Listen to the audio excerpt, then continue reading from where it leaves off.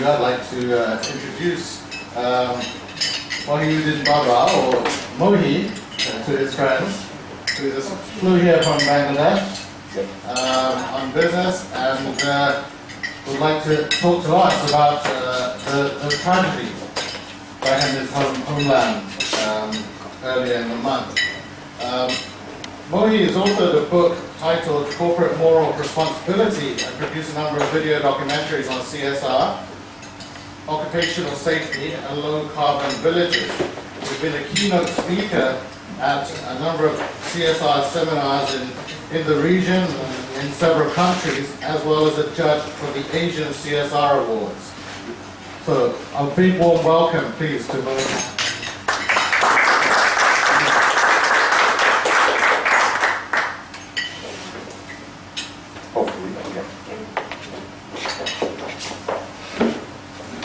Good afternoon.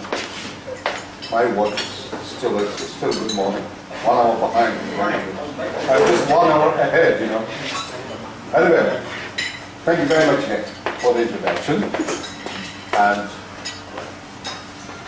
thanks to all of you for coming to listen to a few words. Normally, I really don't like to talk on any tragedy. I should have talked on some happiness or some good news.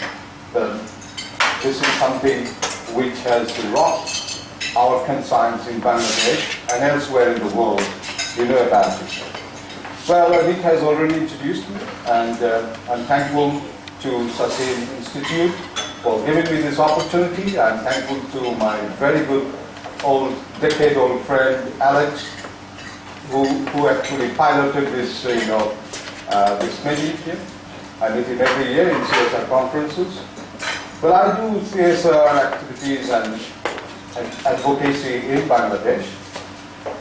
I was coming, Bangkok is my very favorite city. I come here on and often. Whenever I go to any other place in the region, pass through Bangkok, that's the only way out, you know.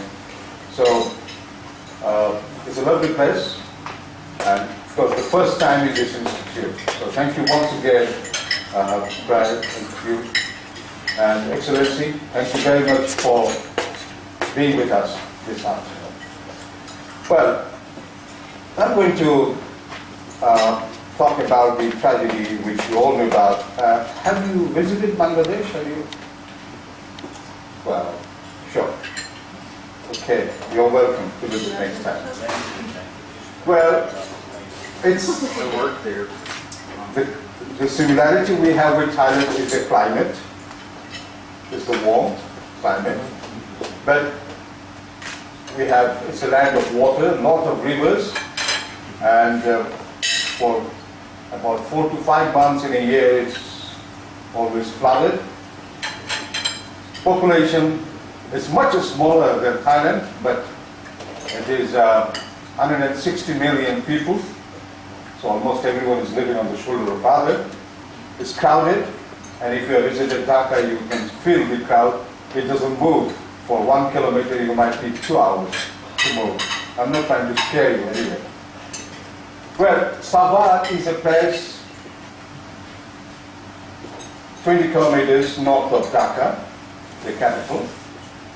And the ready-made garments industry, since the mid-70s, it has started flourishing in Bangladesh. It was late 70s rather, when the whole world was looking for cheap clothes, and everyone started coming into Bangladesh because you find an abundance of very cheap labor, and the infrastructure cost was not very high, so that was the inroad in the late 70s.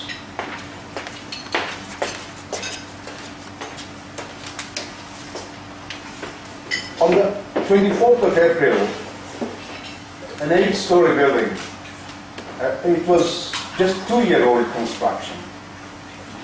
Later I will show you the picture of the building. It collapsed. It just went down like this. Now it didn't happen just like that. Just the day before, some people noticed big cracks in the building.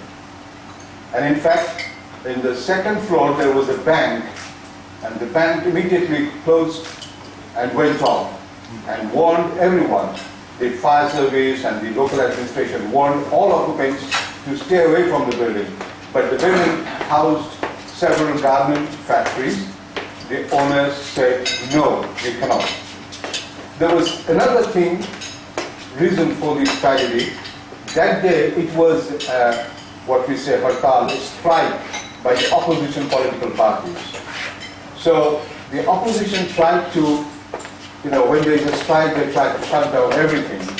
But all the owners, they forced the workers, they even begged the workers to come and, join the work. Otherwise they would lose their job or, and they are very poor, these workers there.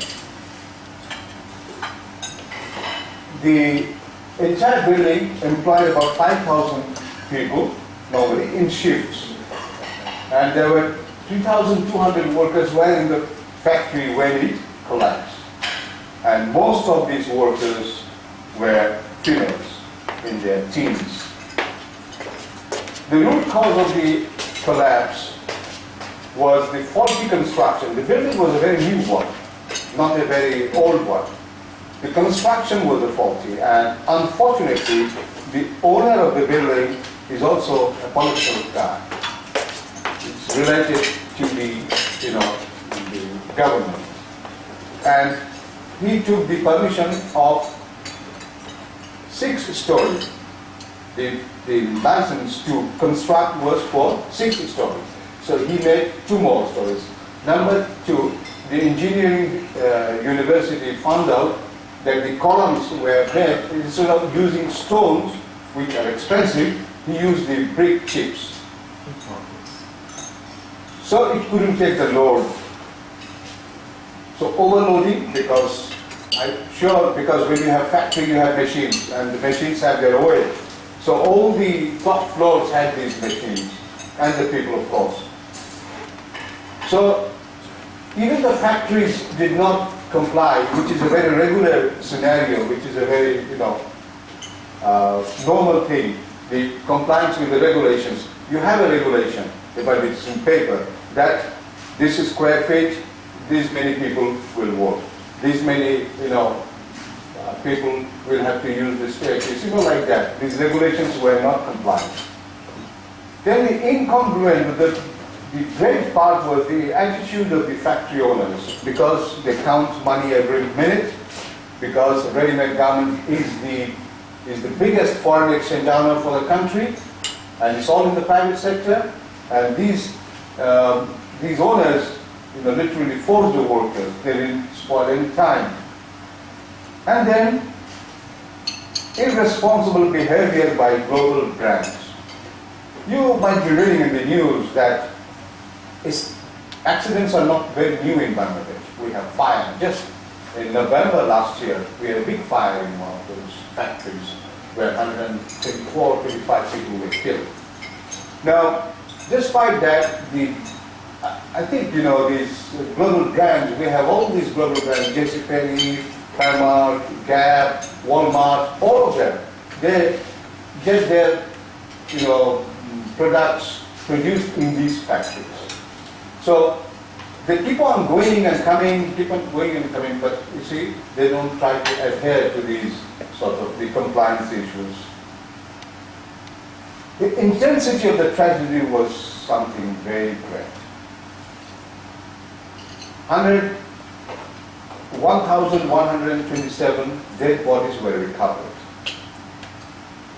The recovery operation went on for 18 days, and there was a remarkable thing. On the 16th day, a worker was brought out alive. That was a miracle. 1,127 dead bodies were recovered, over 2,500 injured, and out of the injured, 72 who lost their limbs. There is one lady worker who was trapped between the columns. Now, if she had to be saved, her hand had to be cut, and that was done. I'm sorry for these odd scenarios. It takes off my hair, But these are the things. So 72 people, workers, have become completely maimed, lost legs, A lot of amputations had to be done in the hospital. So, and the greatest thing is that the survivors, those who survived this tragedy, they are traumatized. Just imagine of that girl living 16 days in the dark debris. And after 16 days, when they were pulling the debris, suddenly she shouted. And then the Air Force and Army people went and, somehow could bring her alive. The big impact is that all these workers, they come from rural communities. And there is no job in the rural areas. They come here to work, and whatever they earn is very poor salary. So they, spend for their living, and then they send some money to the father or mother. So each family lost a source of income. And another impact is that this incident has sent shockwave to all other industries. You might be reading in the newspapers, every day we are having protests in the ready-made garments region. People are demanding more salary, more safety, like this. Every day, even yesterday there was a big trouble. These are some of the pictures. That's the building. Very intelligent fellow. He kept up to this one and then elevated the construction. A wonderful building. And the bank I was talking about, this is the bank. The bank, when the crack was noticed, they just took off. That's how it demolished.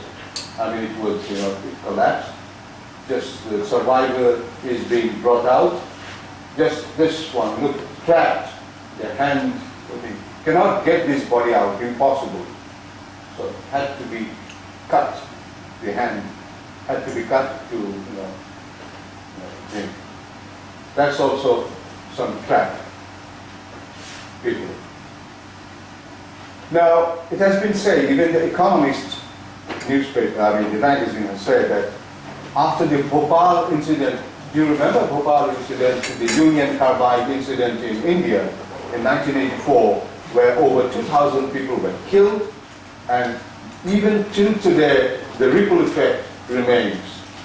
The chemical, there was a leakage in the chemical, it used to produce the chemicals, and then it got leaked, and so many people died. So it is the worst industrial accident after the Bhopal incident. Now, industrial accidents are nothing new in Bangladesh, as in many other countries, but of course, the intensity and the limit is also less. We very often have fire. Fire is a very regular thing in a garments factory in Bangladesh, because if you go to any, I'm not talking of all the factories, there are very good factories. Because sometimes I go for CSR audit and some are amazing, excellent factories. But most are just makeshift factories. You need electricity, so you just pull the wire and you just fit in like that. It's horrible, Sometimes when I go visit these factories, I feel that how they are running. It's a miracle that they are being saved. Pollution. Some of the factories you just go and you cannot stay in because of the, the ventilation. And I don't know, these workers, they will just die in a premature because the ventilation is it. Because there is no industrial zone for this. You will see many of these factories, thousands of factories in the city itself. You have a residential quarter, and just the next building is a factory. The picture that I showed before, this building was just beside one residential apartment. Even they can't open the window, because there's no distance. Electrocution is a very common thing, and sometimes we have even explosions because of they put the gasolines and other things, or gas, and these explosions are very common in the rice, milling factories where we have the boilers. The boilers are not well made and there is an explosion and the work is done. So why is this dismal scenario? There are a couple of reasons. One is the low labor cost. So it induces foreign buyers to produce cheap clothes. So because there is the interest of the foreign buyers to have cheap clothes, and you have to have cheap clothes, you make very less investment, and when you make less investment, naturally you don't try to go for, very high-tech or very good construction or infrastructure support. But the bigger problem is corruption. We have the regulations, but corruption is eating away. I mean, how could he construct that 8-story building with a plan for 6-story? He must have tried and got it. Right? How could he get so much of electricity connection? At this time, particularly Bangladesh, we have big energy crisis, and at this time, how could he get for so many factories electricity connection? How could he do allow factory to run just beside apartments? So these are the things which is coming from corruption. And poor infrastructure. You see, here I just like to tell you another thing. A very staggering figure. How many factory inspectors we have? 55. And we have over 5,000 garment industries. Only 55 factory inspectors, according to ILO. So that's also another thing. No appointments are given. Poor infrastructure, because the infrastructure there is no. We have been always hearing, from our policymakers that an export processing zone will be made for this, but nothing has worked since the 1980s. So all these things, now I'm coming to the perspective of CSR. So CSR is now challenged. There are a lot of talks going on now. Where is CSR? Why was it not there? If CSR was implemented and respected and obeyed, maybe such a tragedy could have been averted. We have now very unfortunate reactions from the world community. What is happening? After the tragedy, many of these brand leaders, they said, okay, bye-bye. We want to come out of Bangladesh because of recurring accidents. Nothing is being done to, recap or do something with these things, but Walmart has withdrawn, Primark, they're in indecision, the British one. Gap, then Jessie, Penny, all these there. At the same time, we find in Europe and America a lot of protests going on among the engineered by the activists that you boycott goods made in Bangladesh. Why? Because they are not ethically made. Obviously, because when these things, when such pictures run through the media, one conscience will be stirred, and they will definitely take such intransigence towards implementing improved safety. Now, instead, we expected that the global branch would impress upon the factory owners that, look, if you don't follow, if you can't produce this, if you can't have this proper infrastructure, if you can't have appropriate technology, if you can't pay the workers rightly, we don't take the products. That would have forced the owners and the government as well to do, because after all, apparel industry brings in the biggest chunk of foreign exchange for the country. So the government would have definitely worked on it. So what will happen? If these go on, if there is a withdrawal syndrome, And if there is a boycott, and if the global brands continue their not looking, this attitude, such reactions will jeopardize the efforts for alleviating poverty and ensuring sustainable socio-economic uplift, which is the core motive of CSR in a country like Bangladesh. What is CSR? Why do we vote CSR for?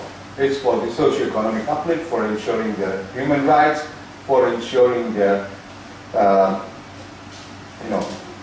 uplift in the society. Now that fails. So already it's a poor country, and with only we're struggling to have even 5.5 percent GDP. So if these things go away, if the foreign buyers and investors go away, then it will have a further slump. So the facts, the hardcore facts are that Bangladesh earns about $19 billion per year from export of these ready-made garments. We have about 4,500 cattle industries which employ 4.6 million people. Not a matter of joke. I mean, it's the biggest employment sector in the country. And out of this 4.6, 3.6 are women workers. And all of them comes from rural communities. In fact, since the garments industry came up, the scenario in the rural areas started showing positive changes.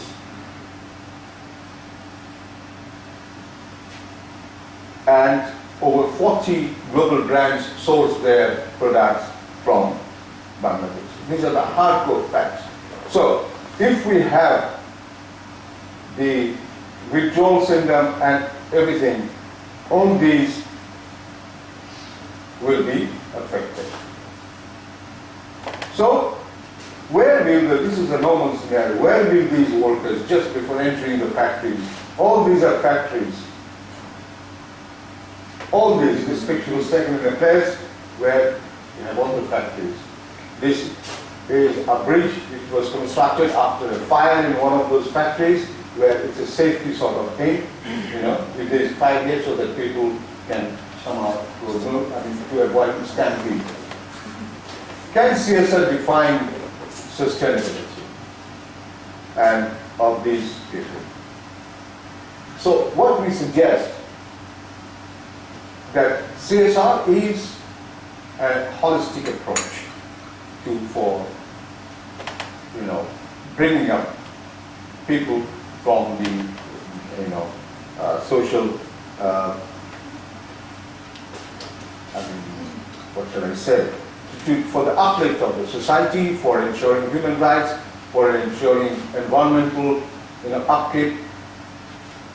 And as you know, CSR has now expanded, and particularly the ISO 26000 has a broader emblem to it. And CSR not to do half-heartedly.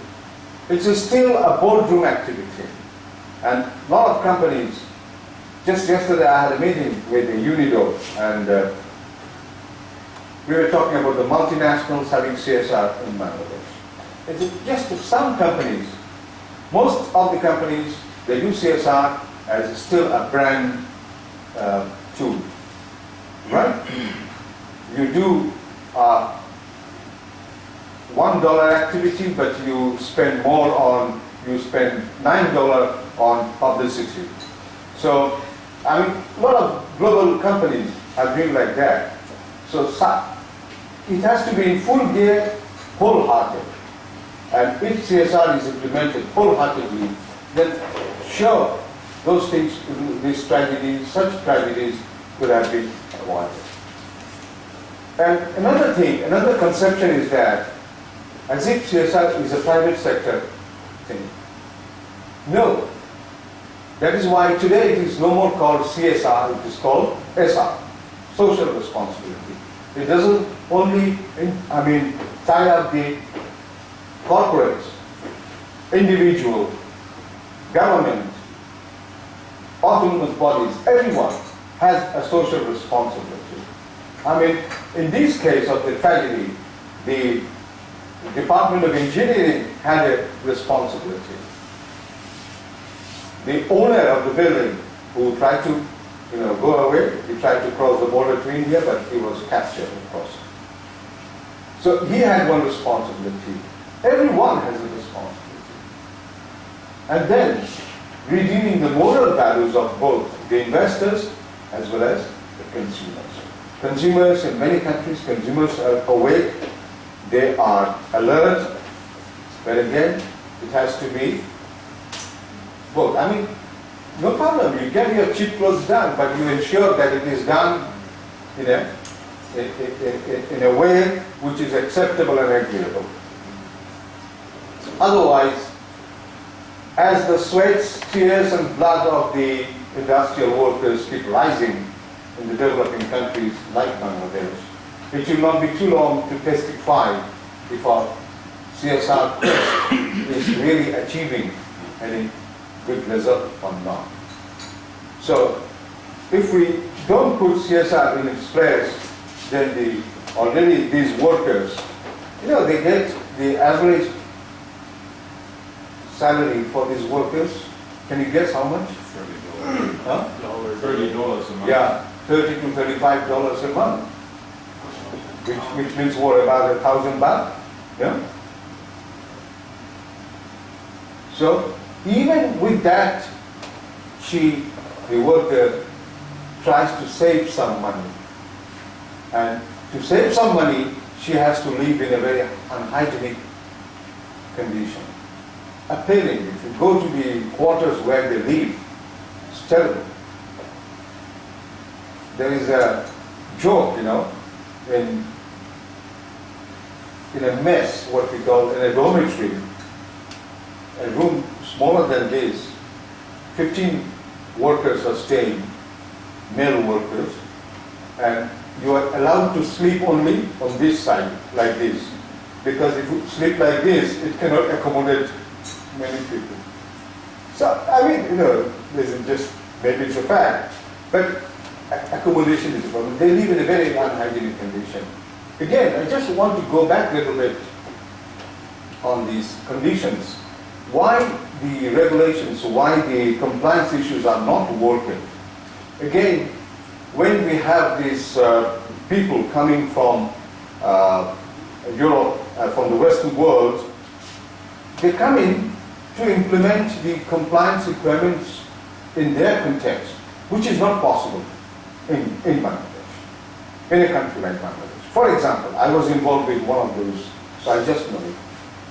The surveyors came from Brussels, and I was with them in one of the factories, and then they started saying that the factory had about 2,000 workers, and it had 5 or 6 toilets for the workers. And they wanted to cancel the order products. I said that why? I said that it's not enough, 5 toilets, small toilets. No. What? Then you have to have 12 toilets or 15 toilets like that for that number of people, according to European standard, or maybe, I'm not sure. Then I said that, look, this owner will have to invest more money than instead of buying the machine and everything, he will divert his. If you try to go according to European or Western standards, you really can't fulfill all those things. So sometimes compliance issues have to be compromised, according to local conditions. Of course, again, not to go below the benchmark. You have to have the minimum requirement. So this is one hindrance for the compliance matters. The other problem in the compliance matter is that most of the time, all these global brands, they have their offices in the region with a local person representing them. So what happens, as I showed you in one of the slides, corruption. So it's easier for the local persons to negotiate on that. So they should be monitoring and managing all these things together. Well, that was my short presentation on it, but I have a style of throwing the ball in the court and then inviting, questions, and in a forum like this, I think I would enjoy more with the questions and your viewpoints and perhaps a better knowledge from you. It's sort of a knowledge sharing, I would rather put in that. I just get in like that. I can get some good ideas from you and the experiences of good places and better workplaces. And Cambodia, they have this Better Factories Cambodia. This is a new compliance regulation there, where the United States have forced the Cambodian, owners, the garments factory and the ministry. It's a tripartite. The owners, the government, and the the producers, the brands. Together, they said that if you can't follow this, no way we can. And it is doing well, excepting I think last week there was one roof collapse, 2 or 3 people died in Cambodia. But if that can happen in Cambodia, why can't it happen in Bangladesh? You see, like that. And we have a fear that, in fact, already a lot of even Bangladeshi investors who invested on these garments factories, they are shifting the capital to Vietnam, to Cambodia, to Laos, and all these things. So already it's the biggest foreign exchange earner for the country. It makes up 80% of the foreign exchange earning for the country. So we'll be at total loss. Just garments. 19 billion annually, 19 to 20, which is quite a lot, like that. And the biggest impact is the employment. Imagine how many families are dependent on it. So I'm now open to questions, and if there be anything like that, yes, please. It was a Canadian corporation Can you that wait for the mic? within a short time, sorry. It was a Canadian corporation. If I may know you, sir. I'm Chip Boness, I live here in Bangkok. Okay. Background military and United Nations. There was a Canadian corporation that within, I believe, about 48 hours of the tragedy, announced that they would be compensating all of the workers that had been involved in the production of their brand. What I'm wondering is, at any level, would that be perceived as trying to buy their way out of the concerns that you highlighted? Wonderful question, and I fully agree with you. In a tragedy like this, I think we have to think beyond compensation. A compensation can bring back those 1,000 lives. Can a compensation bring back the miseries? Can a compensation, de-traumatize these people? No. And you're absolutely right. You were trying to, whenever something happens like that, very unfortunate thing, just yesterday, there was a government decision, just yesterday, that they will pay 1 lakh taka, 100,000 taka. 80 taka makes $1. So, I'm very poor in maths. Anyway, so if anyone dies in workplace, the government or the owner will give 1 lakh taka. I mean, what to say? This is a joke. It's a joke, There's a lot of criticism going on now since yesterday about it. So, compensation, it's nothing, number one. Number two, you're right, and that was an immediate reaction, and the authorities, wanted to compensate, and then, I don't know, nothing worked after that because there were some, comments going on inside about it. And then, again, when this tragedy happened, there were a lot of requests which came from UK, from Japan, for aiding the rescue operations and everything, because you have never seen such a sort of, the intensity of this. First things, people couldn't imagine the colossal loss. So, I don't know, there was refusal to those. So it around 18 days to maybe it could have been faster. Okay. Yep. Thank you. Two questions. First is, I think, the position of the Bangladesh government. On one hand, they want foreign direct investment to create jobs and so on. But with this tragedy, they have to upgrade all the regulations and so on, which will make the labor cost and therefore the competitiveness of Bangladesh vis-a-vis other fellow developing countries reduce and so on. So how do they go about it? That's the first point. Second, I tend to believe that this is for the responsibility of the 40 global brand names. They are in the stock market. They have to observe the WTO, OECD rules and so on. And then one could not, I think, forget the sweatshops in New York 100 years ago. So it's the same thing. So how can global brands would exploit and continue to exploit, whether they move from Cambodia to Indonesia? It's the same thing, but I think the global brands must do something. Will there be more of Buffett or Bill Gates in the clothing business and so on? I think there must be effort to force the 40 global brands to improve upon themselves and pay more across the board. Thank you. Very right. So your first question.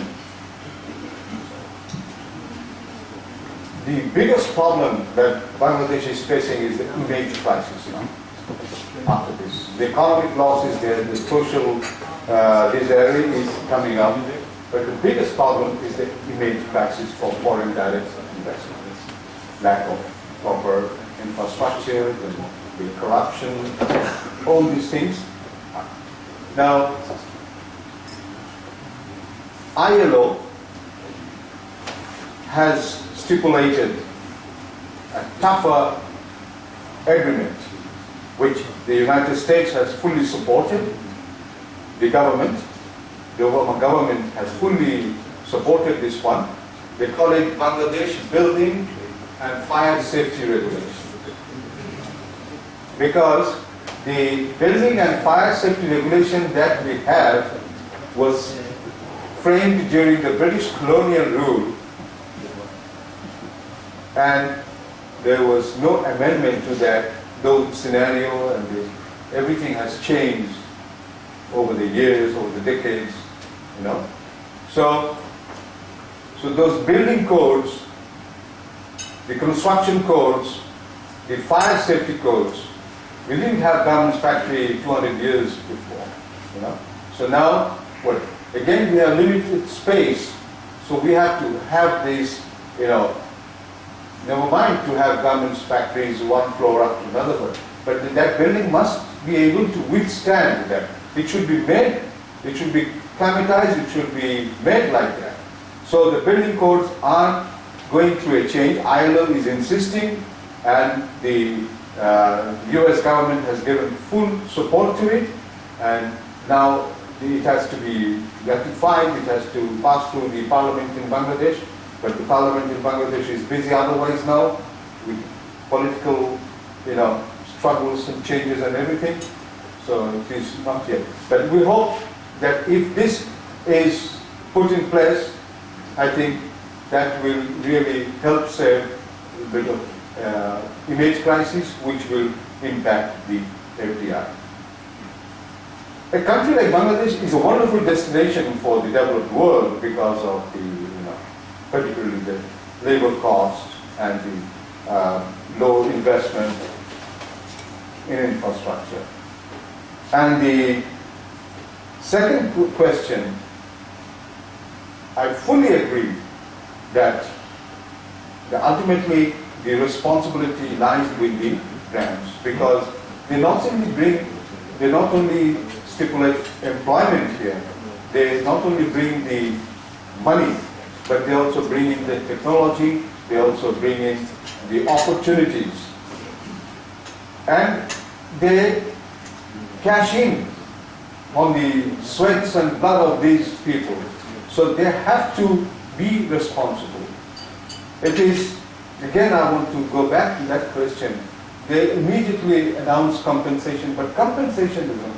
You compensate with safety standards, you compensate with more awareness, you compensate with more education. You know, a worker, these workers, the normal age group is say 17 to 25, most of these workers. They're working in the most unhygienic, no occupational health and safety standard. They're just working on the machine for 8, 9 hours like this. Now imagine when she is 30, she will be having the backbone problem. A lot of them are already having eyesight. And then they, you know, malnutrition because of continuous working in an environment of this. So for all these things, the ILO regulation, it should have come long before, but I don't know why ILO has waken up so late. You know, so it is like that. There's a saying, you know, when something happens, you go after that. After the thing is, you know, you try to make the post-mortem. Why you didn't do it before?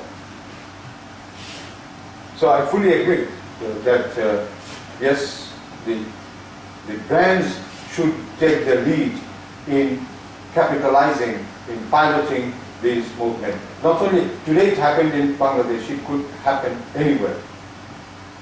It can happen, you know, anywhere. So I think global brands have the responsibility fully.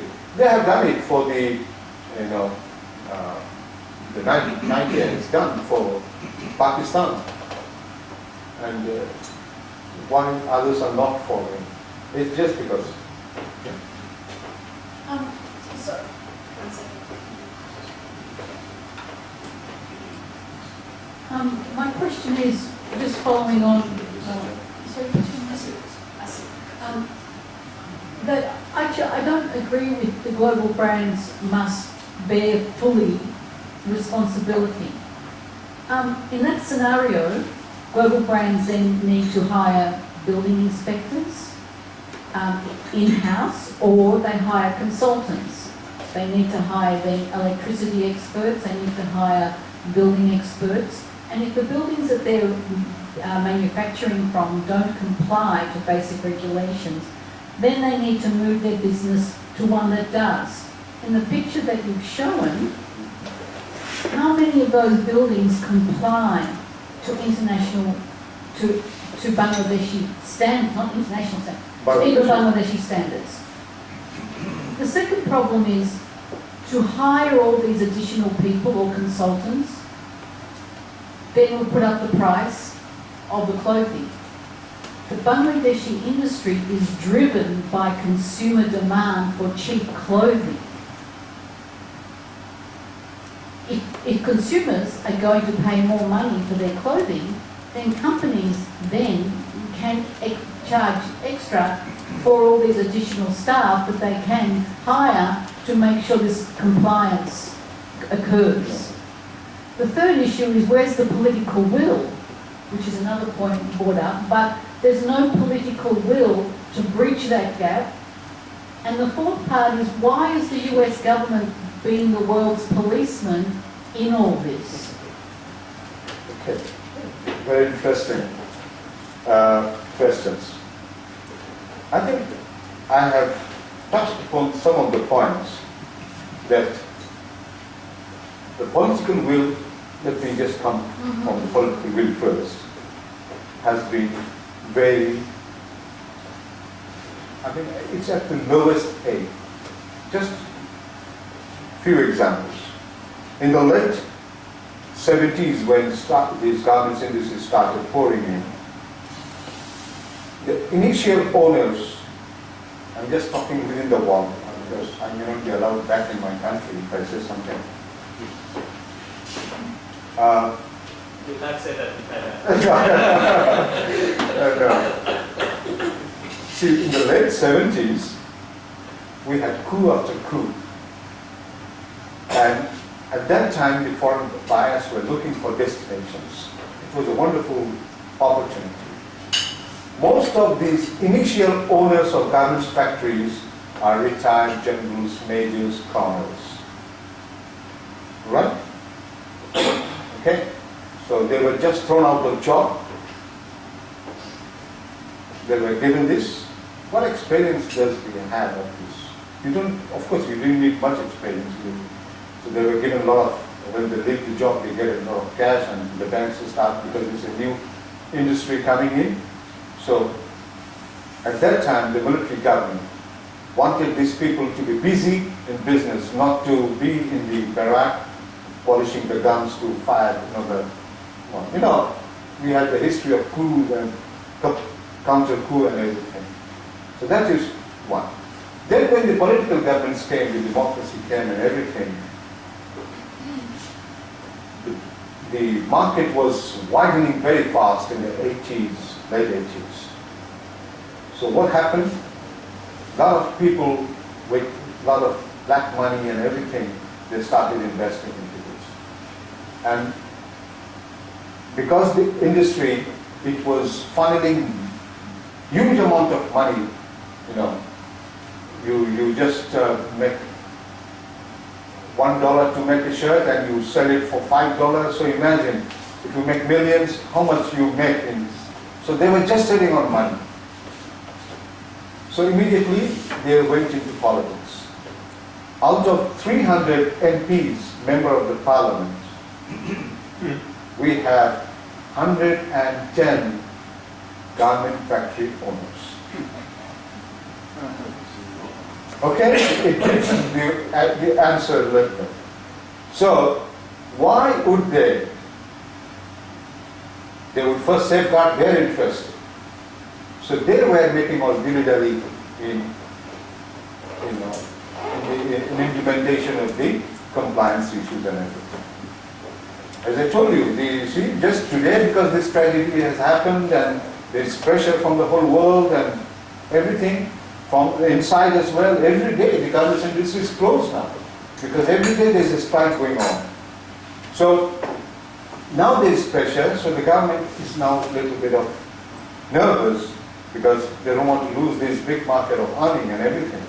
So the political weight is now coming up a little bit, but there has been totally, zero effect in the political game. Whoever the government was, whether it was the present government or the opposition and everything, all of them are, the owners. So there was, the lack of. And here, the last interesting part, why United States should be the policeman. Well, I think, very humbly I would like to say that they are, and they have an impact in the policy matters in the trade, because US is the biggest market of ready-made garments for Bangladesh. All right? Not only for the garments,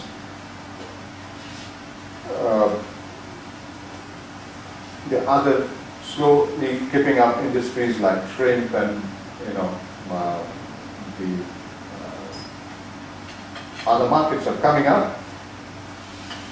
We have some agreement with the United States for the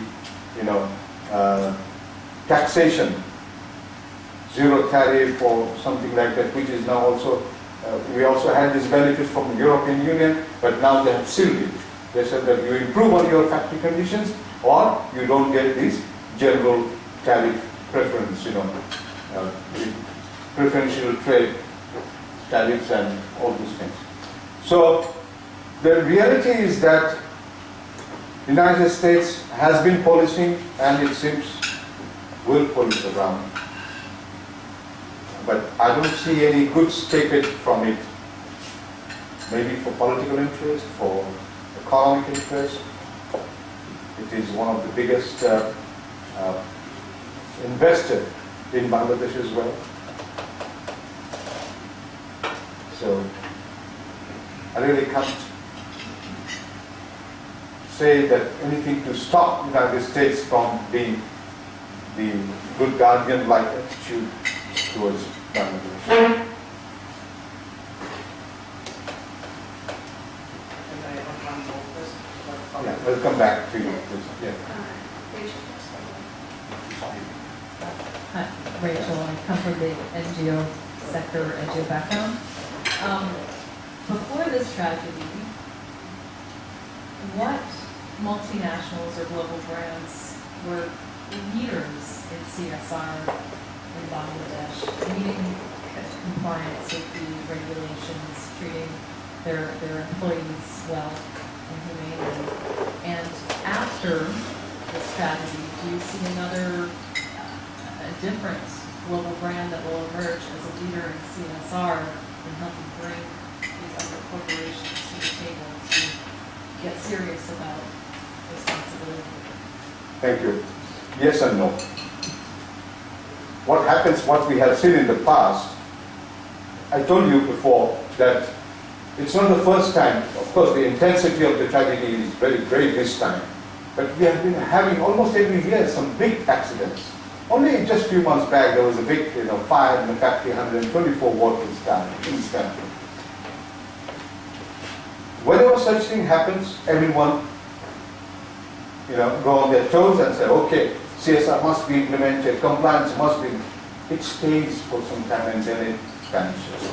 But multinationals, I don't want to blame all of them, I tell you. Walmart started after the last couple of fire accidents, Walmart set up one fire safety academy in Bangladesh to set up, to teach people about to make them aware and also so that they can give services to different factories. Now again, back to square one, that if the owners really don't want to take the services, you just can't make spoon feeding. You have to have someone. And in an extensive 4,500 factories. Just to add to this, I think the responsibility also lies with the government much, because you see, government, after all, the country is earning. And the government should, here comes in the question, they should have the political will to also implement, to also issue the favor to the multinationals that, look, should command, control. India, for example, has wonderfully just come, they have developed their safety net in a very big way. It's a huge country, huge number of industries, problems. Tata, for example, it's an Indian company, but it has very strict regulations of its own. So something has to come of its own as well. And yes, multinationals are now, because a lot of international media blame is going towards the global brands, that they were not, after all, it's illiteracy is very high in Bangladesh, economic condition is very, so you can't expect a very perfect scenario. So obviously you have to make the people aware of it, and that education can be done only by them. There are many factories in Bangladesh. If you go there, you won't believe that it is Bangladesh. One pharmaceutical factory, particularly, Square, it has been rated as the best factory from Turkey to Indonesia. You see, so we have good standards, but the thing is that it has to be followed. And you can't have one here and one down. But most are down, and just one or two up is not the solution. But it's working, but it needs to work in, as I said, full here, not half, not in a tortoise speed. It's the need of the hour is, it has to be strong, both politically, socially, from the civil society, Very unfortunate. It's very unfortunate to talk. When this happened, the whole world was crying. The whole world was, but politically there was not much done, and the civil societies in Bangladesh, really, they were just mum. They should have been on the street. But it again goes for the vested interest is more important than the real welfare. Yeah, can I go to you because I think the hand was raised? Oh, sorry. Yeah, it's okay. No, no. Sorry, I already been asked that. Okay, thank you very much.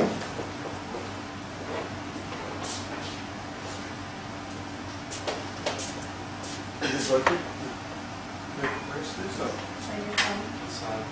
Oh, inside. Okay, I'm Prem Jain. I'm originally from India, I live in the US. Can you hear it? Yep, Okay, I can hear it. yeah, one of the things which I've been studying is the point you made, second point, which you touched upon later on is corruption. Coming from India, living in the US, I've traveled widely all over the world, China, here, Singapore, looked into their development. And one of the things that's really struck me over the years is that people talk about GDP and other things and so on, but the corruption really destroys a lot of the entrepreneurship, a lot of work that goes on. The top people in India, and right now Mohiuddin Babar is not supposed to be corrupt, but there are a lot of corrupt ministers. Everybody is corrupt. After the railway ministry. Everybody. And I've seen this firsthand everywhere. In Bangladesh, I've been there only once. And the corruption is part of social responsibility. And somehow, when I read the reports in the corporations, in the financial statements which I studied, is that people don't talk about corruption. Because multinationals don't talk about corruption in other countries. The companies don't want to talk about corruptions. Politicians don't want to talk about corruptions. And everybody in India, in these situations where they're corrupt, basically accept that. But unfortunately, that leads to a lot of problems. I wish, and I suggest it to you because it's your field, that somehow if you bring into social responsibility, the word corruption should also be studied sooner or later. Because, Sir mentioned 100 years ago, there were sweatshops in the US. 30 years ago when I visited China, there were sweatshops everywhere. But there was much less corruption.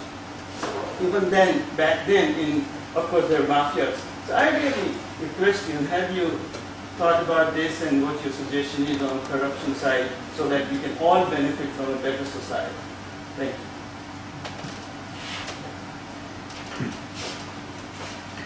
You are very right, because you share the same scenario. And whatever good things we are doing, it's all being eaten away by the corrupt practices by some. I don't mean a whole lot.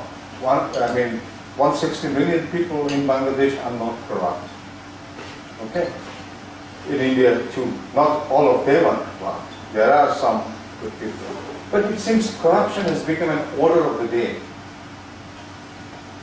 Even if you are going to pay taxes, you have to pay the extra money, what we call the speed money, to get your files quickly, because you really don't want to spoil going to that office again and again, so you want to get your things done. So, there was what we hear of, a long time back I heard that, anyone from Indonesia here? That in Indonesia, I don't know, the situation has changed. Even to buy postage stamp, one had to pay extra. So these things have been endemic in all these countries, and in a country like where, particularly in Bangladesh. It's a country where poverty is so serious, still the economic condition and everything. Go to the streets of Dhaka. Every fifth or sixth vehicle is now Lexus or a Porsche or Mercedes. Where from this money is coming? What we call black money. And unfortunate part is that just before the elections every time, opportunities are created to make the black money white. Right? So they try to show some investment and this and that in real estate and this and that. And you know, we had also one of the cheap real estate before. 5 years, it has gone up so much that it is easier to buy a flat in KL or Singapore. It's cheaper to buy a flat in Bangkok or KL. And a lot of Bangladeshis are owning flats in Bangkok, in KL, in Singapore. A lot of them. Because it's much cheaper than what it is in Dhaka. So all these are the root, of course. I would rather say, yes, I fully agree. My second point should have been the highlight. Corruption is responsible for this tragedy. Corruption is responsible for all the tragedies. Corruption is responsible for all the misgivings that we are having. And it was well known. We were supposed to have one of the biggest bridges in the region over the river. It's a big, huge river, Padda. And we lost it because World Bank shied away because they found trace of corruption in the minister. And World Bank has withdrawn their loan, and the bridge is it has been a very important bridge. Yes, please. No, just one, 2 points. I think the profit margin, although it's cheap clothing, is $30 up. So the margin is enough to be deducted by the factory owners and by the brand names and put it into the QC for the quality of life of the workers, and not the QC only for the end product itself. That's the first point. Second, I think the United States government and other European and so on, the brand name governments could come in through the development assistance to the World Bank, ADB, and so on to improve the Working conditions. And it could make it mandatory through some sort of act or legislation by the Congress or by the European Parliament that there will not be importation or GSP unless and until certain standards are met. Because we are being, I think, pressed by the Thai people, the Thai government, being pressed on the child labor, etc. Even silly ideas like marine export. If you catch one dolphin, then we were, I think, penalized a few years back. So the US and the EU could come out with a lot of sort of non-tariff barriers, but when it comes to the human life itself, how can they all stay put and so be oblivion to this human exploitation? I leave that for you to, I think, pick it up. Sure. And I think we should work.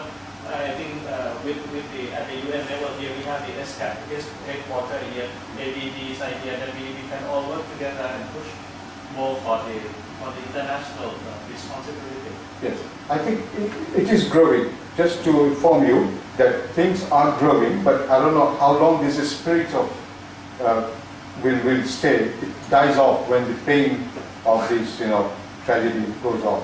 And that suggestion, I forgot to mention, that consumers are ready to pay extra when they know that this is ethically sourced. Like, I mean, otherwise Body Shop wouldn't have done the business. It would have come out of business, Consumers know it. And that one which came from you, yes. Say the price is $1. If you make $1.05 and write that this 5 cents is for the training, for the welfare of the workers who are producing this. And I'm sure consumers will. And I fully take that into suggestion. We will try to advocate that. One last question? Yes. I think, and Bernard, I think a good example is given in the tea and the coffee industry. It's called fair trade. Yeah. So why don't we integrate this in the textile industry? And just pay a premium, 3% or 5%, and then use those funds to refurbish the broken down factories. About fair trade, yes.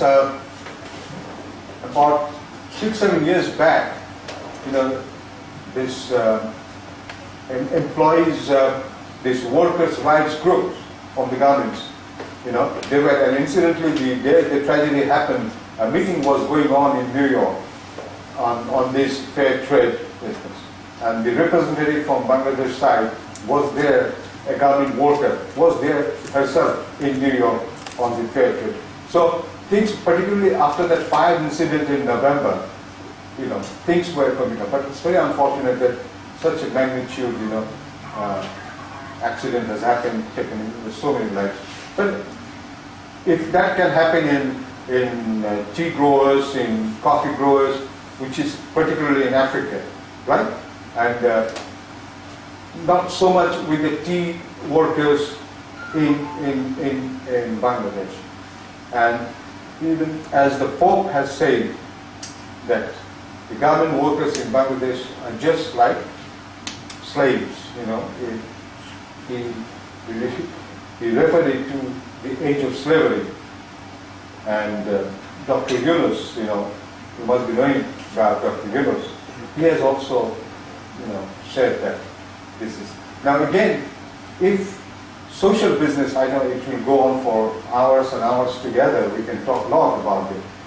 We can implement some of these social business principles in it also. So, wonderful questions. You had one question, I saw you finish. Just quickly, it seems to me it's all well to say that the corporations have responsibilities as you've outlined.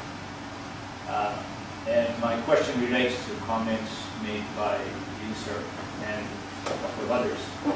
At some point, no matter how much responsibility that you want to take or you want to have placed upon you, when you're in another country, the dividing line between being seen to be corporately responsible and seeing as now trying to interfere in the internal business of that country seems to me to be where the problem is.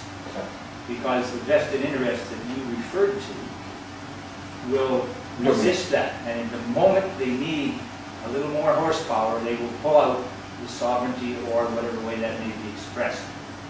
So, in view of that situation, what do you recommend for CSR? What is a logical approach to that? It's going to be limited. The best it can ever do. I can give you the glaring example of Cambodia, where, you know, they had very appealing conditions before, but with this better factories Cambodia principle, under that umbrella, which is being, you know, with ILO, with the Cambodian ministry particularly, here the lead was taken by the ministry. Because they say that if to attract foreign investment, you have to have the better congenial atmosphere. And that really, that worked like a magic. And investments are flowing in, you know better than, well, I mean. In the case of Cambodia, do you see any difference in the order of magnitude that you're dealing with? You're talking a country of 10 million people with a number of, or part of the economy is based on that, whereas the size of Bangladesh and the relative state of development and the subject to the climatic conditions and so on, all limitations. Is there really a comparison there? Yes. We have comparison on many grounds, but again, each country has its own good things, peculiarities and everything. The dominant factor which is impeding FDI, the social uplift, is what has been pointed out is corruption, and what has been again stressed by you is the divide into it. When a multinational comes in, somehow it has to compromise with it because the vested interest is much stronger politically, economically, structure-wise, everything. So somehow you have to give it. The standards of, I'll just tell you one thing, the British American tobacco. If you go to a factory of British American tobacco in India, and if you go to a British American tobacco in Bangladesh, you will notice, if you have open eyes, you will notice not the same standards. They have to compromise some of the things. For example, the tobacco planters, the leaf collection areas and everything. In India, you have to have certain standards for these leaf collectors and the grinders and everything. Where in Bangladesh, you find a very different scenario. Here there is a compromise. The inspectors who go there and just turn blind and then come back and report it's okay. So again, back to the square is that corruption, attitude, that. So unless that is remedied, and it cannot be remedied because who gives the corruption scope? It is the lack of political will. It is the civil society which is not shouting. We had a very big protest in Dhaka in streets, like the Tahrir Square street in where is it? In Egypt. A protest for months together. They were talking against the inhuman attitude of some people 40 years back. But no one talked about the corruption, which is, 40 years back they killed, 5,000 people, okay. But now they're killing 5 million people. You see, this is slow death. So no one is talking. Again, there's a lack of, civil awareness. So it's not only the government, of course, it's the political will, lack of political will is there. But again, otherwise corporate social responsibility, no matter in what lane, or what angle, or what color, or comes in, it will never be successful. That's why I stress that it is not corporate anymore. It's social responsibility, it's an individual responsibility, it's a community responsibility, everywhere together. You see, Lafarge Cement, Lafarge French company, brother? Huh? So, they built a conveyor belt between India and the factories in Bangladesh. The mining source is in India, in Meghalaya. Now, 18-kilometer long belt is the cross-border belt which comes in. Now, the belt passes through a village, and when they were building it, no one considered this in the Bangladesh side, that it passes beside the residences. Now, for the whole night, the stone comes in, and it makes hell of a noise. And the people can't sleep. And we have measured that the decibel, the sound level of this, the hearing level is going down of these people, communities living beside the belt. And in the Meghalaya side, fortunately, it's a hilly forest area, not much of habitation, but the animals have run away. Right? So again, these are the little things, which matter. Such a nice company, it's a world-renowned, isn't it? It is Lafarge Cement. It's a global company. Now they should have taken. So what happened? Indian government stopped with their operation a couple of years back. First, why you did it in a forest? Then Lafarge showed the certificate that I have the permission from your forest department. Now, it went up to the Supreme Court of India. Even the French president had to come to Delhi to request, because a huge amount of investment, $350 million investment was made. So they didn't operate for a single day. They wanted to go back. Then, what happened? The local forest officer gave the certificate. Yes, you can make it in exchange of something, maybe something. Now then, it's not only, I wouldn't blame the Indian forest official alone. Why did you give? For the sake of benefit of earning, to make one bag of cement, it takes maybe $2, but construction cost, and you sell it for $5, $6. Again, it's a government story. So it's the compliance issues are there, but again, the corporates will have to be, the CSR of Lafarge was in question, and the Paris index, their share went down like anything. So it has an impact. So it's all together. We have to all work together. We need to sit down more like this, exchange ideas, throw it, bubble it out, so that everywhere it is. But it's really a state of emergency. But It's actually a state of emergency. yes, Yeah. I mean, it's urgent. it's And people state of want- emergency for the industrial workers in the developing Yeah, because countries. since November, 1,800 people have died in industrial accidents just in the garment industry. Exactly. We know, based on your discussion, 5,000 factories and 55 inspectors. They are at risk. That more people are going to die. Tomorrow. In fact, someone said they are at greater risk than the climate change impact. Yeah. In these conditions, so nature-made disaster or human-made disaster? Now we have to draw the equation. Well, thank you very much. Lovely discussions we had. I'm sorry.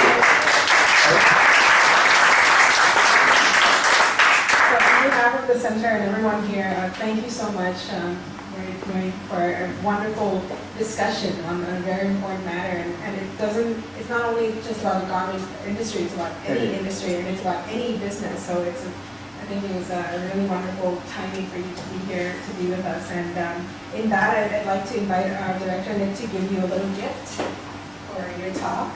Oh, really? You want to certificate after giving talks? I should have talked more. Maybe I didn't when I get to that. Please give them a round of applause.